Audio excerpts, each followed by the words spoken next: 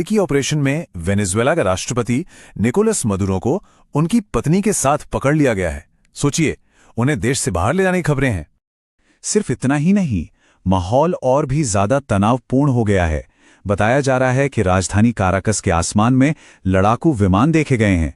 मतलब एक पूरा संकट खड़ा हो गया है।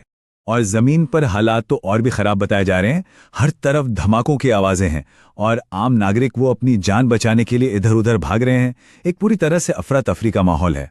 तो सवाल ये उठता है कि आखिर ये सब हो क्या रहा है। चलिए इन शुरुआती रिपोर्टों को जरा और गहराई से समझते हैं। देखिए, ये जो पूरी कहानी बन रही है वो कई टुकड़ों को जोड़कर बनाई जा रही है। एक तरफ खुद राष्ट्रपति मादुरो हैं जो अमेरिका पर सीधे सीधे सैन्य हमले का आरोप लगा रहे हैं। दूसरी तरफ अमेरिका के फेडरल एविएशन एडमिनिस्ट्रेशन ने अचानक से सारी सिविलियन फ्लाइट्स पर रोक लगा दी है। और सबसे अजीब बात, जब पेंटागन से इसके बारे में पूछा जाता है तो वो कोई जवाब देने के बजाय व्हाइट हाउस की तरफ इशारा कर देते हैं। तो मतलब ये सब मिलाकर एक रिजीम चेंज की कोशिश की तरफ इशारा कर रहा है। आप जाहिर है, जब भी कोई देश इतनी बड़ी मिलिट्री कार्रवाई करता है तो दुनिया के सामने एक वजह तो रखनी पड़ती है। तो इस पूरे ऑपरेशन के लिए आधिकारिक तौर पर क्या कहा जा रहा है? तो जो ऑफिशियल वजह दी जा रही है वो है वॉर ऑन ड्रग्स, यानी ड्रग्स के खिलाफ एक बड़ी जंग। कहा यह जा रहा है कि यह ऑपरेशन वेनेजुएला के बड़े बड़े ड्रग माफियाओं को खत्म करने और अमेरिका में हो रही नशीले पदार्थों की तस्करी को रोकने के लिए है। मतलब दुनिया के सामने ये नैरेटिव रखा जा रहा है कि हम तो वहां ड्रग्स के बड़े बड़े सौदागरों को पकड़ने आए हैं, क्योंकि अमेरिका में हर साल लाखों लोग ड्रग्स की वजह से अपनी जान गंवाते हैं। तो ये एक तरह से इस पूरी मिलिट्री कार्रवाई को जायज ठहराने का तरीका है। लेकिन यहीं से कहानी में एक दिलचस्प मोड़ आता है।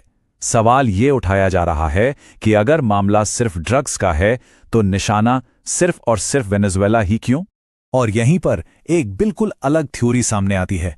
एक ऐसी वजह जिसका ड्रग्स से कोई लेना देना नहीं है, बल्कि इसका सीधा ताल्लुक है प्राकृतिक संसाधनों से, यानी असली खेल कुछ और ही है। अब जरा इस टेबल पर नजर डालिए। तर्क ये दिया जा रहा है कि ड्रग्स के मामले में तो कोलंबिया और मेक्सिको जैसे देश कहीं बड़े खिलाड़ी हैं। मेक्सिको से तो फेंटानिल की भारी तस्करी होती है और फेंटानिल का कच्चा माल वो तो चीन से आता है। पर क्या इनमें से किसी भी देश पर अमेरिका ने इस तरह का कोई डायरेक्ट मिलिट्री एक्शन लिया है? जवाब है नहीं।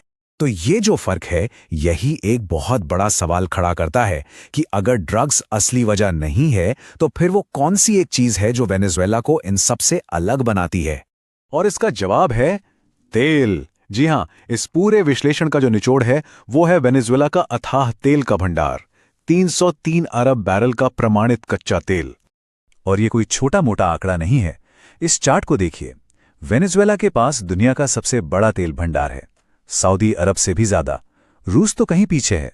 मतलब पूरी दुनिया में सबसे ज्यादा तेल वेनेजुएला की जमीन के नीचे है।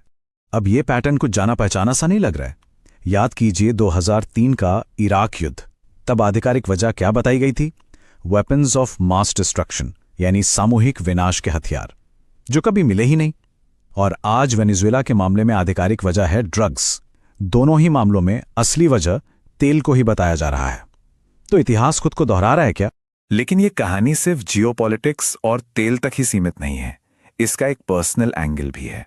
कहा जा रहा है कि इस पूरी कार्रवाई के पीछे डोनाल्ड ट्रंप की अपनी व्यक्तिगत और राजनीतिक मजबूरियां हैं। उन्हें एक बड़ी जीत की जरूरत है। उन्हें दुनिया को यह दिखाना है कि वो एक माचो मैन है जिनसे पूरी दुनिया डरती है। क्योंकि हाल के दिनों में उनकी विदेश नीति को कई झटके लगे हैं। रूस यूक्रेन युद्ध को 24 घंटे में खत्म करने का वादा पूरा नहीं हुआ।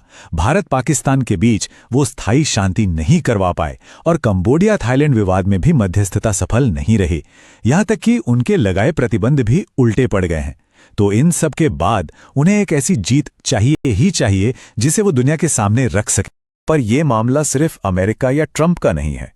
ये अब एक बहुत बड़े और खतरनाक ग्लोबल टकराव की शक्ल ले चुका है। चलिए देखते हैं कैसे। हुआ ये कि जैसे ही अमेरिका ने वेनेजुएला की नौसैनिक नाकाबंदी की, एक चेन रिएक्शन शुरू हो गया। फौरन चीन के दूत राष्ट्रपति मादुरो से मिलने पहुंच गए। फिर अमेरिकी सेना ने बेला 1 नाम के एक तेल टैंकर को रोक लिया और इसके जवाब में रूस ने अमेरिका को एक बहुत ही सख्त चेतावनी जारी कर दी। तो अब ये लड़ाई सिर्फ अमेरिका और वेनेजुएला की नहीं रही। इसमें चीन और रूस भी पूरी तरह से शामिल हो चुके हैं। मतलब ये एक मल्टीपोलर कॉन्फ्लिक्ट बन गया है जिसमें दुनिया की बड़ी बड़ी ताकतें आमने सामने हैं। और चेतावनियां भी कोई हल्की फुल्की नहीं है। रूस ने अमेरिका को साफ साफ कहा है, इस स्थिति को और बिगाड़ने की जानलेवा गलती मत करना।